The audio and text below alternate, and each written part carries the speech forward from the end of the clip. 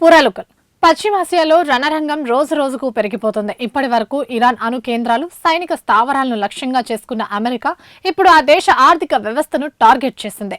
Iran చమురుకు వ్యూహాత్మక hub అయిన Kirk ఐలాండ్పై US బలగాలు దాడి చేశాయి. అమెరికా అధ్యక్షుడు Donald Trump truth social media వేదికగా ఈ విషయాన్ని ప్రకటించారు. ఇరాన్ ఆర్థిక కిరీటంపై ట్రంప్ దెబ్బ, కర్క్ ఐలాండ్లో దాడులు తన ఆదేశాల మేరకు యుఎస్ సెంట్రల్ కమాండ్ ఈ దాడి చేసిందని ట్రంప్ తెలిపారు. ఆ ద్వీపంలోని సైనిక కేంద్రాలు పూర్తిగా తుడిచిపెట్టుకుపోయాయన్నారు.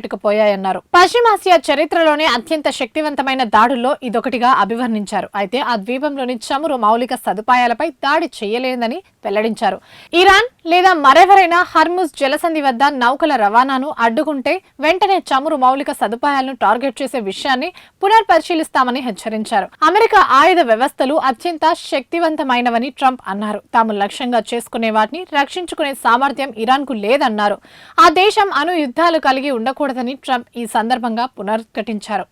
ఆ దేశ సైన్యంతో పాటు వారితో సంబంధాలు ఉన్నవారు వెంటనే ఆయుధాలు విడిచిపెట్టాలని ట్రంప్ పిలుపునిచ్చారు. ఇరాన్ లో మిగిలి ఉన్న ప్రాంతాలను కాపాడుకోవడం తెలివైన పనిగా పేర్కొన్నారు. అయితే కర్క్ ఐలాండ్ దాడులపై ఇరాన్ ఇప్పటి వరకు ఎలాంటి ప్రకటన చేయలేదు.